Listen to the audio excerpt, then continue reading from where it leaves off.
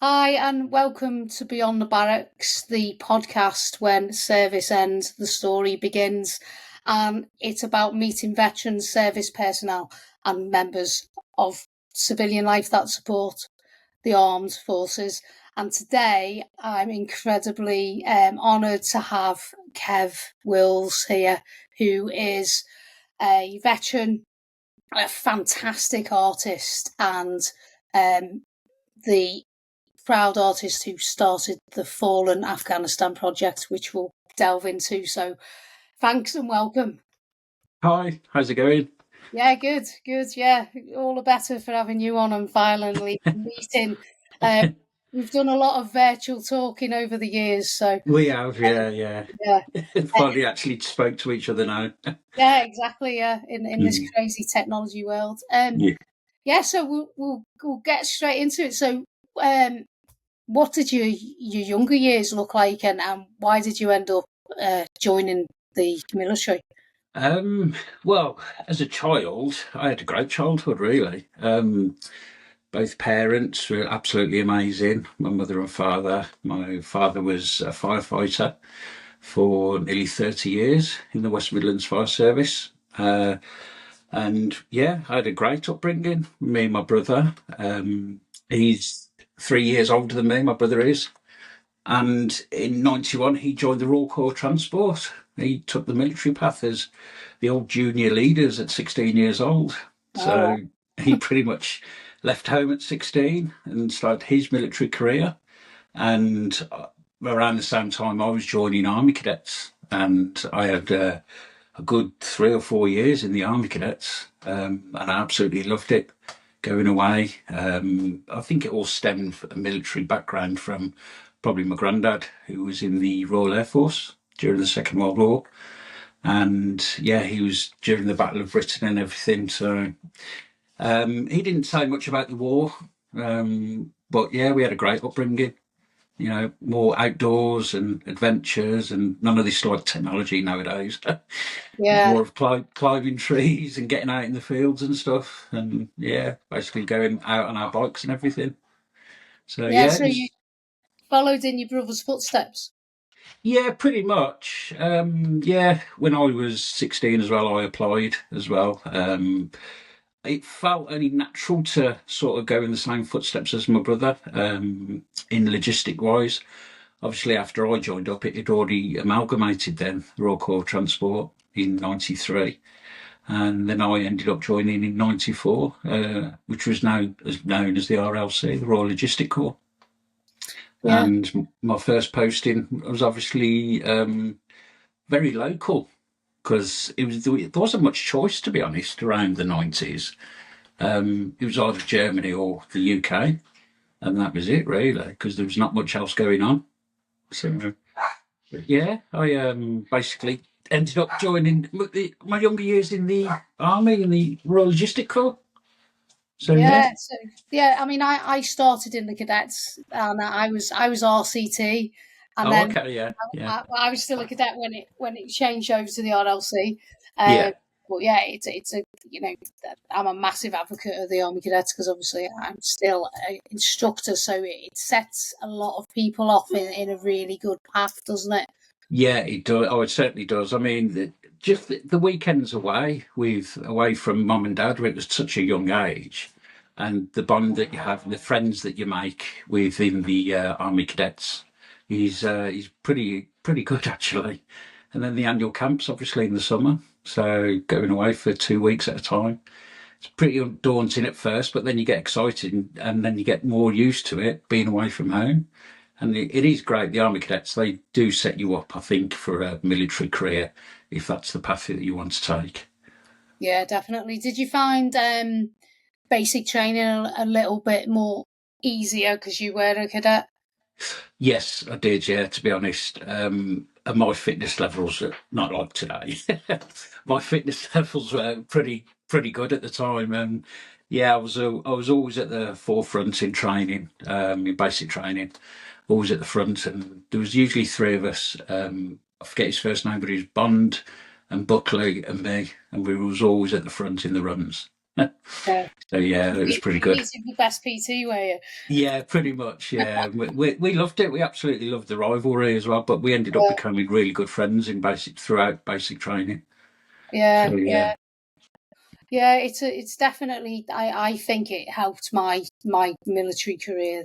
Definitely just the foundation being in the cadets. That was Oh, it does definitely. Yeah, because well, even my brother, he joined the Air Cadets when he was young, and he absolutely loved that as well. So I think it sort of set him up because we both watched, the old 80s action movies and things like that. And we loved all that and going out. So, and playing Army, always played Army. And it was just a natural progression to get into the Army Cadets at such a yeah, young age. And and then, as you say, such an amazing like youth organisation, especially when you go yeah, away for 2 weeks, and yeah, it's brilliant. it is. Yeah. I mean, it sets you up. It makes you become more independent. And I mean, nowadays, I don't know how many 13, 14, 15-year-olds can iron their own kit and clothes and things like that. And that's what the Army Cadets teach you, Yeah, independency. yeah, And, little things like that, it sets you up. It's, even in normal, natural life, sets you up to be independent. yeah. I totally agree. It's just such an amazing organisation. Um, Hmm. yeah, that a lot of us owe maybe the success of our careers to. That's for sure. But Yeah. yeah, so in the RLC then, so did was that where your passion started for art, or was that later? And can you share some of your experiences in the logistics? No, yeah, not to be honest, no, not really. Once I joined the army, I was focused on the army. The art went to one side because I'd done art and drawing since I was a young lad, and I was drawing at school and with my granddad as well. I used to admire his watercolor paintings. He used to paint the old aircraft of World War II. And I used to admire them. He used to frame them, put them up on his wall, and I used to look at them for ages. And then I was doing art and design at school. It was all art and design and PE. Those were my favourite subjects at school. And I loved doing art and design, and I started painting at school. And then, obviously, as soon as I joined the army, that went to one side. So, after leaving the army, it took a couple of years to get back into it again, but that's when I started after leaving the army again, after about 3 or 4 years. Yeah, So, yeah, yeah. So the project that you've completed now, um, yeah. the Fallen of Afghanistan is an absolute amazing project. I think I first came aware of you a few years ago when I contacted you about Travis Mackin, Oh, who yes. tragically ex-Royal Marines who fell. He was a friend of the family, and you sent. I know you did an amazing job doing that and sent it off to Debbie, his mum. Yeah. Um, so what was it that inspired you to start such an incredible project? Because you've got 457 portraits that you had to do. That must have taken hours. I mean, even if it was an hour, I mean, it's not going to be an hour per portrait. How long is it? No, no. Well, to be honest, when I started the project, I didn't even know I was going to start the project, because I fell into it by accident. A friend of a friend got in touch and he said, "Oh, can you paint my mate, just as a practice piece? And I'll frame it up. I'll give you some money for get a frame and frame it up, and I'll send it to his mum, see if she'll like it." So I said, "Yeah," and I was doing. I was only practicing doing portraits and things like that. So I'd done that, and then I sent it to him. He absolutely loved it. He sent it on to his mum, David O'Connor's mum, who's literally the first portrait I ever painted, and she was absolutely over the moon. She got in contact with me and she says, "Oh, I absolutely love it. Thank you for doing that." And to be honest, it felt really great just to do that. And that was it. I didn't really think of doing any more or anything like that. But then a couple of days later, I got a load of messages on Facebook. The David O'Connor's mum, she put it on Facebook, on social media, and she said, "Look at this portrait. I'm absolutely over the moon. I love it and everything." And then I had about 10 or 12 messages from different families saying, "Oh, can you paint my son as well? Can you do that? We'll pay you," and things. And I said, "Oh, no, no, I don't want any payment. It's good practice for me." So I started painting a couple, and then bought some frames and sent it off to their family as well, them families, and they absolutely loved it. And the response was just really overwhelming. And then another veteran got in touch with me from Scotland because the families had been putting them on Facebook and social media. I wasn't putting anything on social media then. I was doing it behind closed doors, sort of thing. And then a couple of more families put it on social media. And then a veteran called Nigel Hancock, who was REME for nearly 30 years up in Scotland, he hit the nail on the head and he said, "How many more are you going to paint?" I went, "What?" He goes, "What do you mean?" He goes, "Because up to that point, I didn't really think of like painting them all or anything like that." And he said, "How many more are you going to paint?" I went, "God, I don't know. I've never really thought about that." And he goes, "Well, why don't you consider it and, start doing some others and then set something up? And if you need support, I'm here for you. I can set up a website, crowdfunding page, because you shouldn't have to pay for all this yourself." Because he said, like, "How are you funding it all?" I said, "Well, I'll just pay for a couple of frames here and there to send off to the families."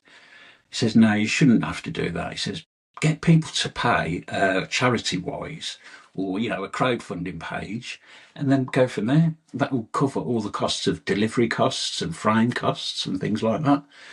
So I mulled it over for a couple of days and I thought, well, why not? Let's do it.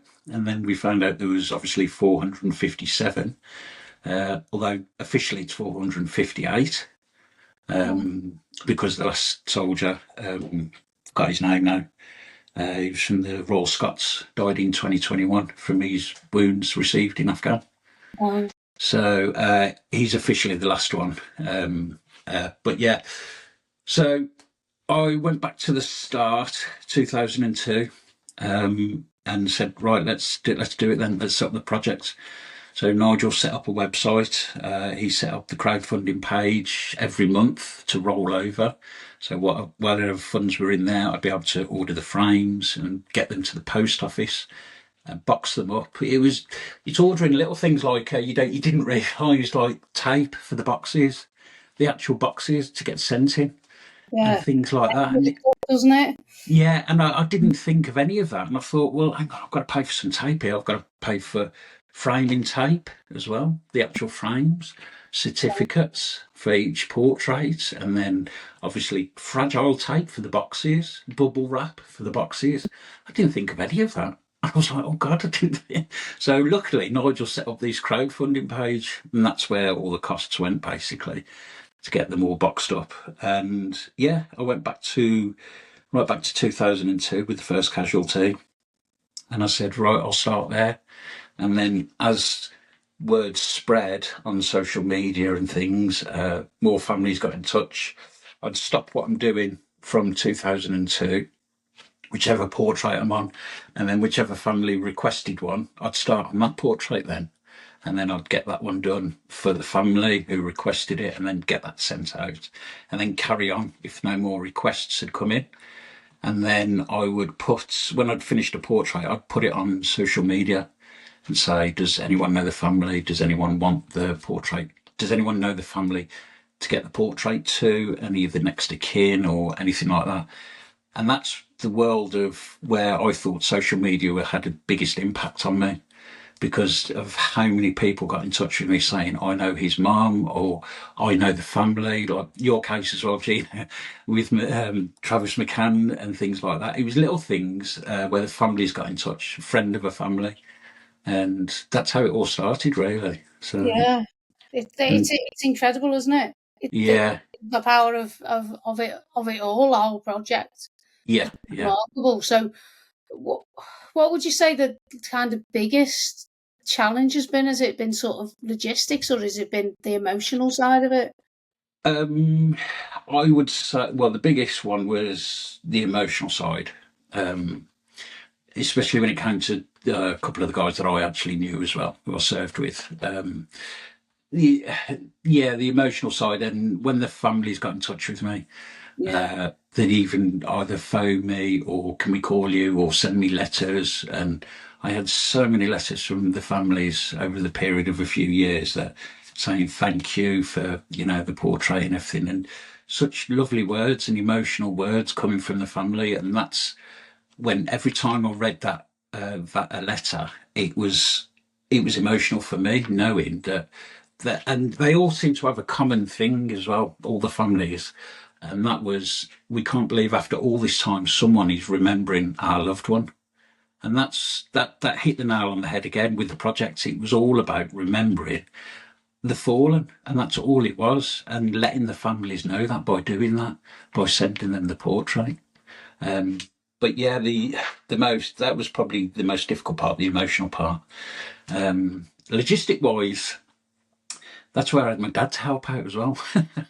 He'd always pop to the post office for me, and No. I'd leave one or two portraits in the porch, and he'd come down and say, "Do you need anything taken to the post office?" And he'd take them to the post office when he had time, because obviously working full time and painting and doing this with a young family as well, it was very time consuming. And that's where my dad come in and helped with deliveries to the post office, get them sent out. So yeah, but yeah, the logistic wise, I was quite lucky towards the end of the project last year, because the company I work for, DHL, they stepped in, they heard about the project, and they said it's an absolutely brilliant thing what you do, and can we help in any way? And that's where the crowdfunding page started to die off a bit. There wasn't many funds coming in. Like, people would donate here and there, like 10, £20, but that would only afford me like a frame. So some families were still waiting for months and months because I had no funds to send them the portrait. Mm. And I had about, I think it was like 105 portraits all ready to go, but not framed up, and I couldn't pay for the delivery costs. But that's where DHL stepped in and said, "What do you need?" And I said, "Okay, I've got these 105 portraits. They need frames, they need delivering. We're a parcel company at the end of the day, even though I work for the automotive part." They said, "Leave it with us, we'll send you the funds then." And they did. And they sent me over £4,500. Oh, wow. And it literally, they give me 3 days off as well to work. I went into work, framed up all the remaining portraits, boxed them all up, bubble wrapped them all, boxed them all up, and then we sent them over to Coventry, where the parcel side of DHL was, and they actually went out their way to put them on a van and where the depot was, and take them straight to where it needed to go, even if it was like up in Scotland or something like that. And they would hand deliver the portrait. So that was really good of Yeah, DHL for I that. mean, to get support off the company that you're working for, Yeah, I think it was one of the questions I was going to ask, is how you juggled your time. But yeah, when they obviously found out, is they were really, supportive, and they should have been. But that's incredible, the amount they yeah. gave you, really, isn't it? Yeah, it was. I mean, I finished painting them quite a while ago, but it was getting the last of the portraits out, and then obviously we went on to a completely different subject, the Gurkha portraits, Yeah, the the 11 Gurkha portraits, and I thought, well, how do I go about this? I mean, I'd been in touch with the Gurkha Welfare Trust. I sent a couple of emails over the year saying, "Can you help in any way?" And they always said, "Try the regiment or try this number." And it was a dead end then, and it sort of died off. And I thought, well, how can I do this? I've got these 11 Gurkha portraits, and I'd love them to go somewhere, to a home, even if it was just the regiment. And then I come up with the crazy idea of January last year, why don't we drive over to Nepal? I thought, you well, do. I mean, I know you've just come back, but you didn't drive, did you? I'm sure you flew. yeah, we I did know fly you in know the how end. see, but that's a bit, Yeah, but I bit thought that would be a great premise to say, like, how far would we go to remember the fallen, yeah, and to drive all the way to Nepal just to deliver a portrait just proves to people how far we go to yeah, remember the fallen soldiers of Afghanistan. Um, and then I sort of put that out on the power of social media again. I put that statement out saying, if I drive to Nepal, can anyone help? And then that was it. And I left it lie. Obviously, no one ever got in touch. And then after about a week or so, up stepped the famous Gareth Williams of Veterans Camp. Yeah, So, yeah. I'm going to get it. He's coming on next week. So yeah, I was yeah. So yeah, incredible new Yeah. organisation, Veterans Camp, and they So, funded it, didn't they? And got you yeah. out there last month. Was it this month? You've just come back. Not last week, the week before, yeah. Well, he got in touch with me through Twitter because I painted one of his friends in training from Sandhurst training, Josh Bowman, Major Josh Bowman, who was actually in the Gurkhas as well. And they went through training together at Sandhurst, so they were pretty close. And he'd always stayed in touch with Josh as well, when he was in the Australian Army. So yeah, it kind of hit him quite hard, I think, when he found out what happened to Josh, and that's why he got in touch with me. And he said, "Let me put you in touch with Josh's family," and we went from there. And I managed to get the portrait to Major Bowman's family, and then that's when he stepped up again, and he says, "What's this drive about? And what are you thinking, like Nepal wise?" And I says, "Well, just to get the portraits to Nepal. How can we go about that?" And he says, right. And then that's when he told me all about Veterans Camp. It was kind of in the baby steps then, Veterans Camp was. Yeah. And he was sort of just still setting it up and everything. And we were going from there. And he says, well, basically, if Veterans Camp takes off, what about having this as the first major project, getting the portraits to a home in Nepal? So that's when we met each other up in Birmingham, and it was from that meeting that we decided, let's go for it then. And the idea of driving over there went out the window straight away because he said you'll probably get into so many difficulties, especially like Iran and near the Russian border. With all And these then, packed up paintings, you'd be like, what are these? well, Yeah. exactly, yeah. It would have been a story, that's for sure. Oh, it certainly would have. Yeah, it certainly would have. Because I even put it to JLR as well, Jaguar Land Rover, and I says, "What do you think of this?" And I heard nothing back from them anyway. But I thought that would have been great if we drove over there using a couple of brand new Defenders or something like that. That would have been a great publicity stunt for them guys as well. But that obviously never materialised. And I think the hazards of driving over there at the time with what was going on in Iran and I heard some of the stands, most of the stands, Tajikistan and things like that. It's a bit of a no-go area in some parts. Yeah. So the other option was obviously to fly out there, straight to Kathmandu, and then go from Kathmandu up to Pokhara, to the Gurkha Welfare Centre up there in the museum.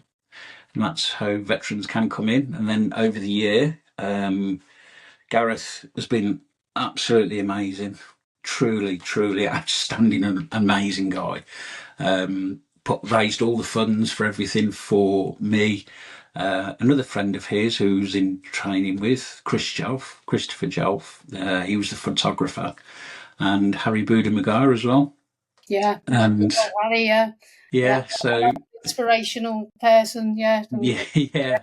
And I'd never met Harry as well. So it was great to meet him for the first time out in Nepal.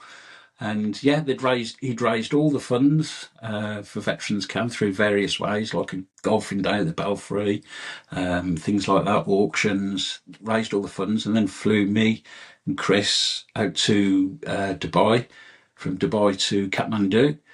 And then we met Johnny Fenn out there as well, who's part of the Gurkha Welfare Trust.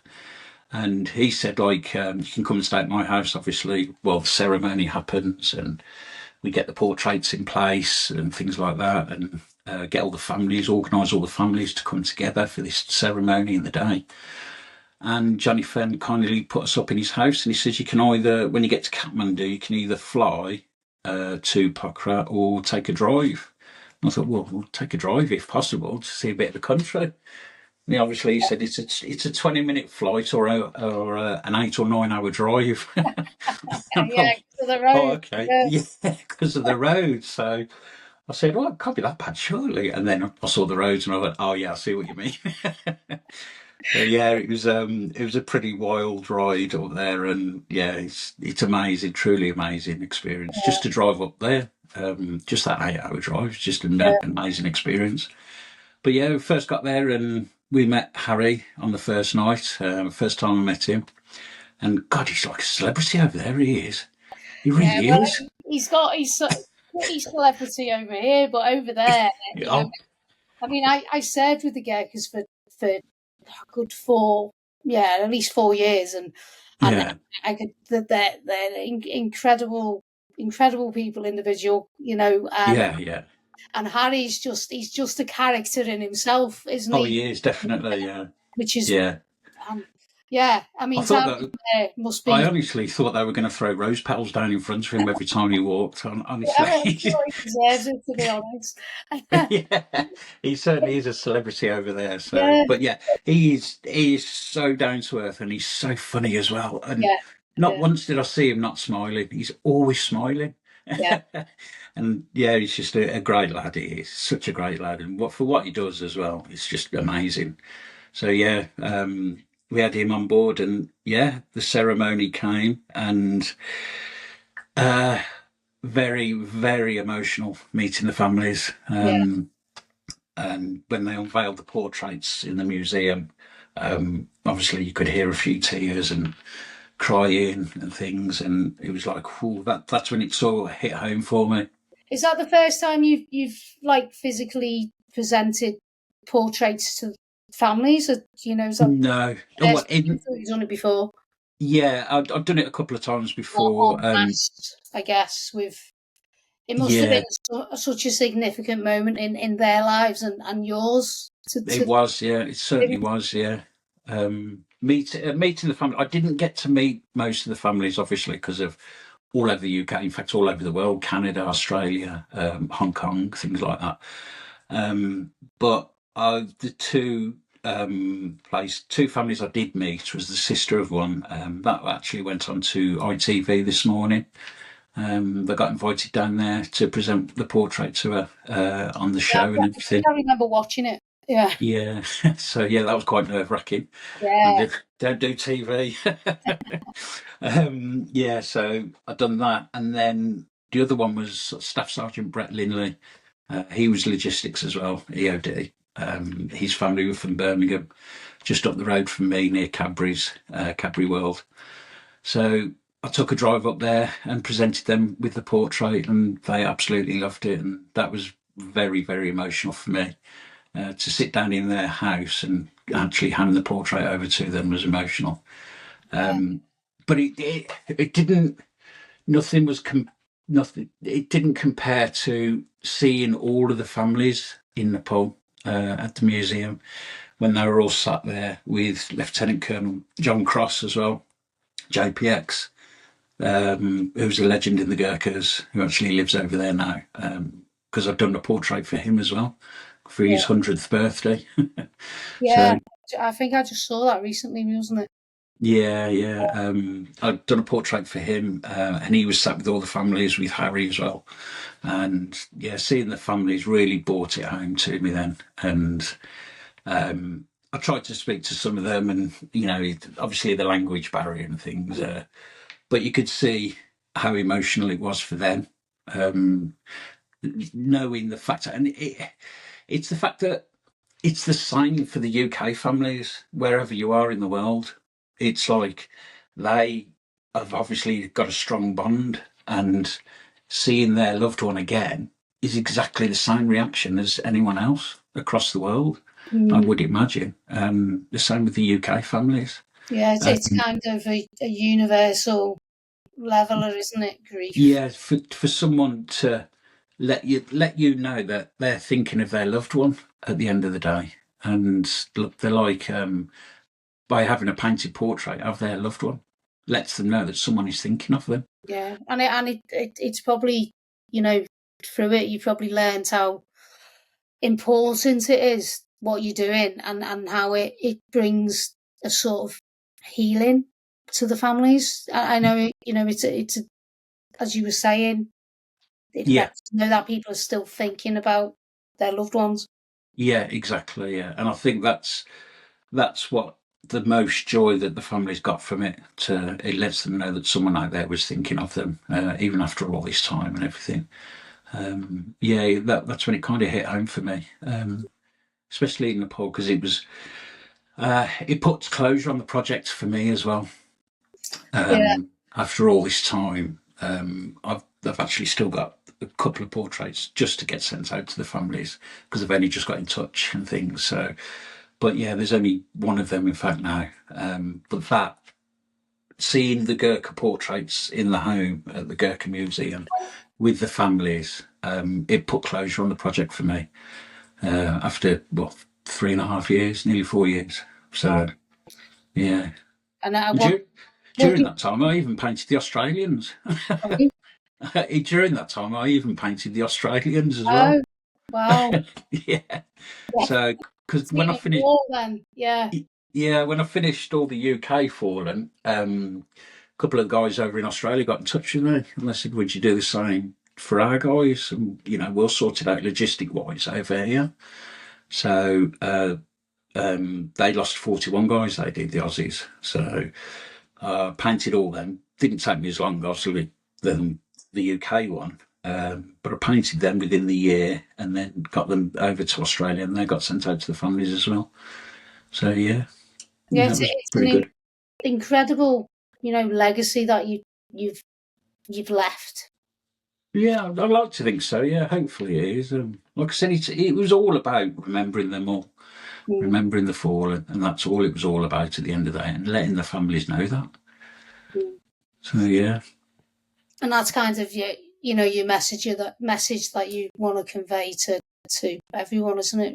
I'd it imagine is. Yeah, it it's is. Yeah, the importance of remembrance. When we remember once a year on the 11th of November. It's not just about yeah. the Second World War, is it? No, exactly. I mean, for me, that's to me. No, it's not long enough. I think one day a year, it's just not long enough to remember all of the fallen, especially First World War, Second World War, all the relatives who lost loved ones. It's not long enough to me. I mean, a good week or so at least. Yeah. Do you know what I mean? But I yeah, think us squaddies would like to celebrate it for a week. Yeah, yeah, exactly. Would they certainly would? Yeah, yeah. I I can mean, imagine a few of the bars raising the yeah. glasses. I think it's absolutely sort of the projects like yourselves and bringing it forward in the public's mind makes them, because some people start to think it's not relevant, don't they? Mm, So it's good to have that there, that it's still relevant, and people are still serving, aren't they? They're still yeah, out there, boots yeah. on the ground, and serving for our freedom, and that's what people need to remember.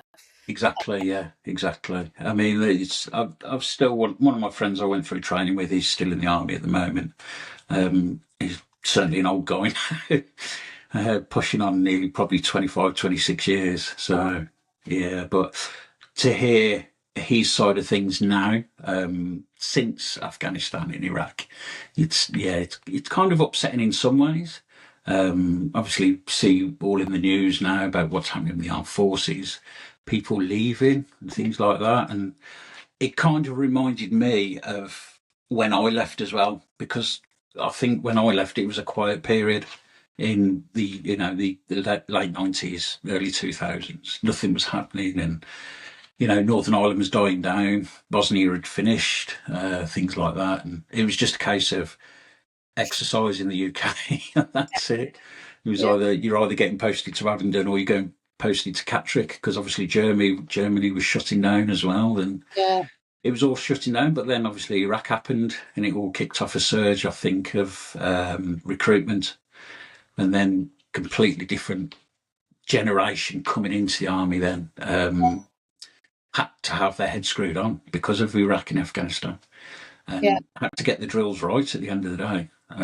But yeah, it's kind of a different generational thing. But I think now that's over. Afghan in Iraq, it's I think it's slipping back into that mentality of where there's a lull, nothing's happening. I'm bored. I'll sign off, and that's it. So yeah, because what do you join the army for at the end of the day? It's a career. yeah. Um, It's a calling, I think, as well, because Exactly, yeah. is it? Yeah, people join to do their job, and at the end of the day, if that job is not actually working, so what's the point? But yeah, hopefully things will change and things will improve in the army at the end of the day. So it's got to at the end of the day. Yeah, there's lots of work out there, unfortunately. Yeah, Oh, but I think with what I've gained from what you've talked about is basically you fell into something which has really led you to your purpose, hasn't it? And made such a yeah, significant difference in so many people's lives. You it should be did. Yeah. incredibly proud of what you've done. Oh, thanks. Because the impact is unbelievable. Really. Yeah, Uh, it was just to see the reaction of the families. yeah. That was the impact for me. So, Mm. but yeah, it's I don't. It's hard to describe sometimes. It's yeah. When I fell into it, I did. I fell into it by accident, really. At the end of the I day. think I think we all fall into when we're doing voluntary stuff. It kind of finds you, doesn't it? Yeah, And it's exactly. not. Yeah, It's another form of service, isn't it? You served your yeah, country in the military, and now you're serving the yeah, veterans who've fallen by yeah, using your talent. yeah. Because I think I don't think it hit me until probably I've probably done about 10 or 15, 20 portraits. And it was only when I started getting feedback from the families, that's when it kind of hit home for me. Like, this is a good thing, actually. The reaction, even from the public across social media, that you'd post, like when I finished the project, I'd post the portrait as on the day that they fell as well. But I've stopped doing that now. The project's over. But for the past year, I was posting the name of the soldier and the portrait of the soldier, remembering. And I'd put it on a few of the Facebook websites and things like that, like Veterans Foundation. And the response every time it goes on there is amazing from people's comments and things like that. And even the families that turn around, thank you for remembering me again and things like that. So, yeah, that was nice. Mm. So, yeah, but that was getting too time consuming for me as well, Yeah, unfortunately, because of the. So, yeah, I've had to yeah. stop doing that. Now the project's closed and, it's all finished. I'll stop posting them now, I think. So, So what you've obviously had people in your life that's inspired you. So who's sort of been your? I'm sure you're going to be people's role model because you'll have inspired a lot of people. So who inspired you, or was you a um, role model now, or when you were a kid? Did you? when I was a kid, it was Arnold Schwarzenegger because of the movies. Yeah, I've got his book over there actually. But no, it's the man for beyond the art. It was probably my granddad, and even the military side, probably from my granddad. Seeing some of the photos from the Second World War, and seeing some of his drawings and watercolor paintings and things like that from the aircraft he was with the Hurricanes, some of the Spitfires as well, just things like that. And then obviously always being the outdoorsy type when I was young and Army Cadets, it kind of marred the two up when I left the army, getting back into art. And I thought, well, I know military side. I know art. Well, I think I know art side, but you learn something new every day. So why not mar the two together? That's when I did. I started painting the two. Yeah. Um, Was, military you- pictures. was your granddad an artist? Did you say? Yeah, he was. Yeah, he was an illustrator artist. Oh, He'd do. He mostly worked with watercolors. So yeah, he was probably my biggest inspiration. But my dad, even my dad, joining the fire service, yeah. and tell me some of the stories of the fires, and some of the fires in the 80s and things like that. And a Yeah. bit different back then. The fire Yeah. service was, and The he even. and everything that they've got now is incredible compared to Yeah, the 80s.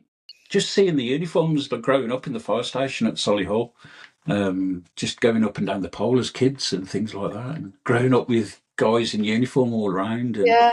it's always there. The uniform's always there, so it's kind of a public service at the end of the day, and it's always been in the family of public service. And then obviously my brother joining the army. Yeah. It was sort of probably a foregone conclusion that I was going to do the same. So I think most military families are like that. So. Oh, that's lovely to to have your family inspire you as a young child, and then even now is a nice story, isn't it? Yeah, it is. Yeah. What do you think we should have talked about that we haven't? I don't know whether we've missed anything off. Like you'd want to. I don't know. Well, my service was quite short at the end of the day, so I'd only served 6 years, but within that 6 years, I've done Bosnia and Northern Ireland. My last 2 years were in Northern Ireland, but within that 6 years, it will always stay with you. Like, how many veterans know their number? I think everyone. Yeah, and how many veterans use that as a password to get into things? So, yeah, exactly. Everyone knows that, but yeah, if they're stupid enough to tell them their number. Yeah. But yeah, it's little things like that that'll stay with you for the rest of your life. Even if you serve 2 years, right up to 22 years, that will always stay with you. I mean, you've got to admire the guys that do the 22. Yeah. That's staying for the full service, and a nice little pension at the end of it. But yeah, like I said, one of my good friends, he's still in the army now, and he's looking at getting out, obviously now, but he's getting towards his twilight years and quieting down and things. But yeah, it's certainly a good career, it certainly is. But I can imagine, like most veterans, they have regrets about getting out. I certainly do. Every now and again, especially when you see when Iraq kicked off and Afghanistan kicked off, you think, could I have done that? Maybe if I'd have lost a few pounds. But yeah. But that's the thing. It absolutely, it does stay with you. I mean, I'm in the cadets, so I still wear my uniform every now and again. But it's like 20 years ago since I left the regulars. I mean, I was in the TA for a little bit afterwards, but it's 20 years. It's still like it's still the biggest part of my life. Those 14 years with TA service as well. Yeah, it's incredible how it's the memories that stay with you. Yeah, especially the friends that you make in the army. You'll never forget some of them, and some of the guys that obviously you lost in Afghan as well. Yeah. I served with one of the guys in Northern Ireland. He was such a character. He was such a character. But yeah, it's little things like that will stay with you forever. Yeah. Yeah. Yeah. So where, if anybody's interested who hasn't for some reason heard of you, then where would we find you online? Well, it's just mostly social media, really. I don't have a website at the moment. I did have a website for the Fallen project, but obviously now that's closed. I don't need the website. But it's all across social media: Instagram, Facebook, Twitter. Wills Art. Yeah, Wills Art World or Kev Wills. So I'm usually there. So yeah, it's incredible if anybody's not seen it. The portraits are amazing. I think I've posted all of them over the year now, the portraits of the Fallen. So within that year, obviously, you can go back to that certain date and see that portrait and things. So, but yeah, it's pretty much all done now. Yeah. So amazing. A bit of a relief, but it is in a way. It is in a way, which is. I mean, I've even sat down this morning thinking, what shall I do next? Yeah, I know that feeling. Yeah. Yeah, so I'd have to clear it with the wife and the kids and all. Yeah. But yeah. So the podcast is called Beyond the Barracks. So I think I know what it means. But what does Beyond the Barracks mean to you? Beyond the Barracks. Good question, really. Means getting out for the night from the gatehouse. Can you get past the gatehouse? No, Beyond the Barracks is it's life after the barracks, really, isn't it? What can you do? Do you miss it? if you miss it, then do something about it. You know, challenge yourself every day. Do different things. If things are starting to get down as well, speak to someone. Um, Yeah, if absolutely. it gets emotional, definitely speak to someone. But yeah, always put in 100%. Even when you were in the army, you had to do that to get through some situations, and then do the same in civilian life as well, I suppose. Yeah, but yeah, I think it's kind of a lovely sentiment that we have got such a strong community, and mm, the message which you just said there about reaching out, yeah, because some people do suffer with poor mental health. Not yeah. all of us from the military, but it's about reaching out, and that community is there, isn't it? Oh And yeah, yeah, and even if you, as you alluded to earlier, even if you haven't heard from someone for 20 years, if you picked up that phone or WhatsApp yeah. to them or something, they'd be straight there, which is such a lovely thing about the veterans community and the military community, I think. It is, yeah. It certainly is because I mean I was out of touch for years because when I left the army, I went travelling for 2 years around the world and Australia, and since getting back into painting military portraits probably about 6, 7 years ago, it kind of brought me close to some people through social media who are veterans as well. And you get to know the certain names and the people in the veteran community who are doing good things out there. And, you see them and it kind of spurs you on to do better things for yourself and for other people as well. So, yeah, it is a very close knit community, the veteran community, especially when you see other people like doing so well, and you think, yeah, good for him, and Yeah. so happy for them, and things like that. But I did have a beef with Harry though when I was in Nepal because he beat me at the Veterans Awards, didn't he? The Soldier in Honour Awards, Did, yeah, and I said, "You're the inspiration of the year, are you?" yeah. So Unfortunately, yeah, I was to that category. It was such a hard category. Uh, yeah, and it's he did say, "He says, I'm really sorry, I'm really sorry." I was like, "Back on to you know, yeah." I goes, mate, you deserve it. You deserve it. Don't worry. yeah, yeah. Well, I think I'm privileged to read the nominations, and as you were, the veterans community is so inspirational, It and, is, yeah, yeah. and it's incredible to be able to read people's stories, and now with the podcast, actually get to meet the people that I've been reading about or Yeah, messaging and following. So it's absolutely incredible that you've come on and shared the story, and yeah, thank you so yeah. much. No, no, honestly, it was a pleasure. It was nice to finally meet you as well. Yeah, So definitely. yeah, Likewise. Yeah, yeah. well, thanks a lot, and I'll be following whatever your next project is once you've cleared with your Hold life. your horses. I don't know. Yeah, I don't know what to do.